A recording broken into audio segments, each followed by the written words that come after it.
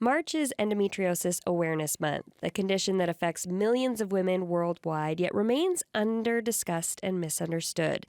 Anna Azevedo is one of those women navigating the challenges of living with endometriosis, but her journey to diagnosis was far from straightforward. Anna joins us now to share her story. Good morning. Good morning. Thank you so much for coming in, but first, can you just explain to us what exactly is endometriosis? Yeah, so endometriosis is a disease that has no cure. It affects each person anyone that can have an uterus, and it's the growth of the endometrium, so the tissue that lines the uterus, in places that it shouldn't be. It causes a lot of pain. It can cause infertility. It can cause any sort of physical or mental health issues. Can you walk us through your journey of first realizing something just wasn't quite right with your health?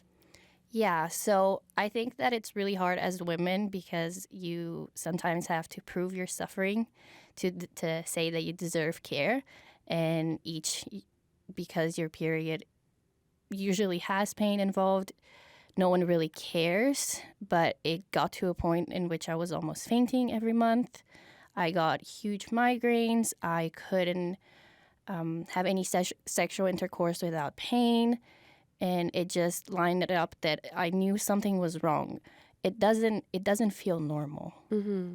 When did you realize, your symptoms were different from what other menstruating people were experiencing at your age?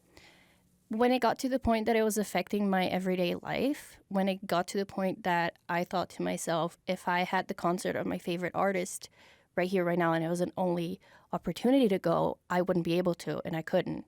So that's when I was like, oh, I need to go check this out.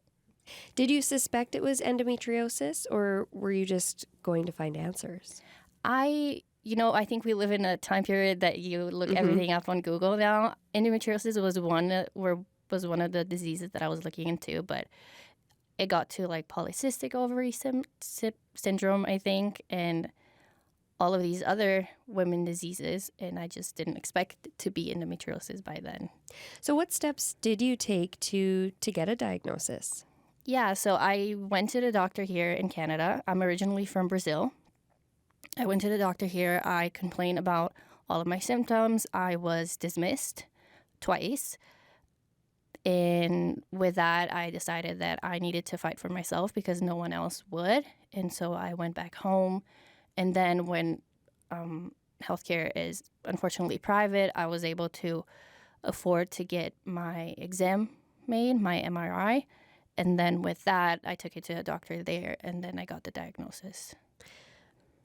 An MRI is what you got in Brazil, but what would the diagnosis mean here in Saskatchewan? What would you have to get done? When I went to the doctor saying that I thought something was wrong and I wanted to check it out, they said that we couldn't do anything about it. The only thing that we could do was a surgery. So it was from nothing to being opened up. And I didn't want to do that because why would you open yourself up if there's nothing there? And the doctor didn't want to do it either. He said, we're not going to do that. And he just sent me off. Why was getting a diagnosis so important to you? Because it's an answer to all of those feelings that, oh, am I just being too lazy? Like all of these other women can do this. Why is it that I'm suffering so much and I see everyone else being fine? And so it's just, it gives you the reassurance that there's something there and it's not your fault, period, I guess, yeah. And how did you feel when you got that confirmation? The moment of the diagnosis itself was really lonely. I just felt completely isolated. I felt like everything went black. And even though I had family in the room with me, I've never felt that lonely before. And I was staring at the doctor and I just zoned out because she was saying things like surgery and infertility. And I was 21, 22, and it just seemed so daunting then. And it was just so lonely because it's just a woman's disease. No one talks about it. So What is the treatment? So, like I said, there's no really a cure. There's some treatments like surgery that will get the spots of abnormal growth out, but it's not definitive. And so people can have multiple surgeries throughout their lives. And it's just more palliative, I guess, palliative care. You're just treating the symptoms more than the actual cause of the disease.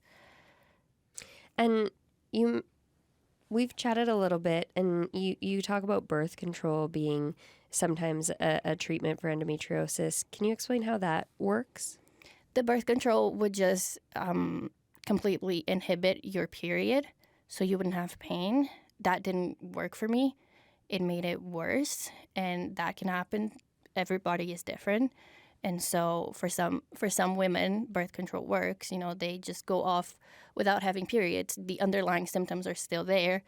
It may be that once they get to the phase that they want to get pregnant, they might have to go through the surgery again. But throughout that period, then they would just not bleed at all. So then there's no pain.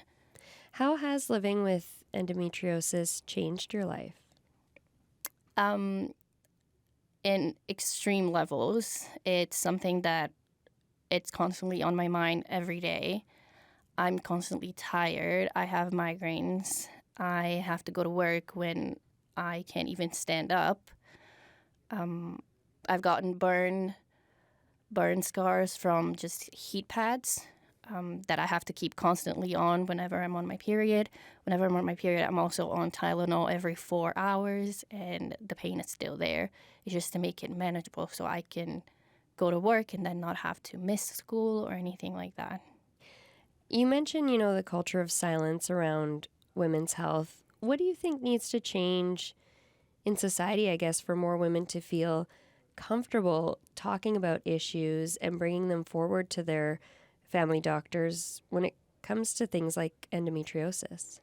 I think that women need to talk about it, and that's pretty much it. I think that if, for example, I have endometriosis and I know that this is an issue, if I have a friend that's telling me that she also struggles a lot, then I need to be the one to say, hey, maybe you need to go check that out, because no one else is. And with all this silence culture, I think that it can also be to men, and that's why I wanted to spread the message, especially in March, which is to say, hey, you know someone, it affects 1 in 10 people.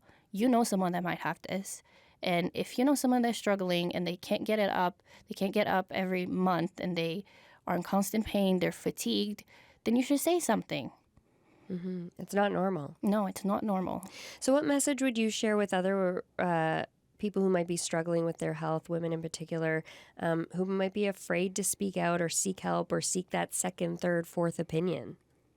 I think that no one else is going to fight for you. You have to fight for you.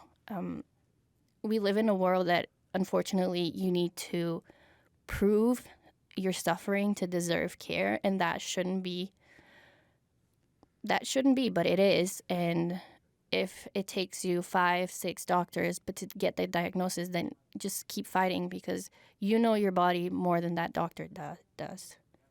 Well, Anna, we really appreciate your honesty this morning. Thank you so much. Thank you.